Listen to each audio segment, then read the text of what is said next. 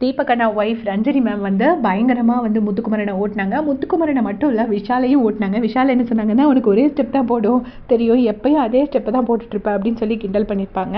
இப்போ ரொமான்ஸ் சாங்காக இருந்தாலும் ஃபாஸ்ட் பீட் சாங்காக இருந்தாலும் சேம் சாங் தான், நீ சேம் ஸ்டெப்ஸ் தான் நீ போட்டேன்னு.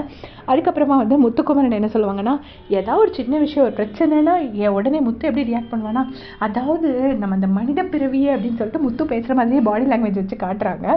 காட்டிட்டு மனுஷனுக்கு 4 காலு, நாய்க்கு மனுஷனுக்கு 2 காலு, நாய்க்கு 4 காலு, பூனைக்கு 3 காலுன்னு கடவுள் கொடுத்துருக்கானா எதுக்குன்னா அதை நம்ம யோசிச்சு பார்க்கணும் அப்படின்னு சொல்லிட்டு அதில் விவேகானந்தரை வள்ளுவர்னு யாராவது ஒருத்தரோட ரெஃபரன்ஸ் வரை எடுத்துருவான் அப்படின்னு சொல்லிட்டு சூப்பராக ஓட்டியிருப்பாங்க. முத்துவும் பயங்கரமாக சிரிப்பார், கூட சேர்ந்து மஞ்சரியும் பாயிண்ட்ஸ் எடுத்து கொடுப்பாங்க.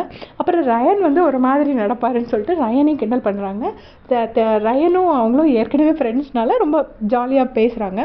அதுக்கப்புறம் அவங்கெல்லாம் போயிடுவாங்க, ஃபோட்டோலாம் எடுத்துகிட்டு எல்லோரும் போயிடுவாங்க. போனதுக்கப்புறம் பார்த்தா தீபக் அண்ணா கன்னத்தில் வந்து கிஸ் பண்ணியிருப்பாங்க போல். ஸோ அவர் வந்து அந்த கன்னத்தை இப்படி தொட்டு கன்னத்தை கிஸ் பண்ணி தன்னோட கன்னத்தையும் அவர் இப்படி தொட்டு கிஸ் பண்ணுவார்.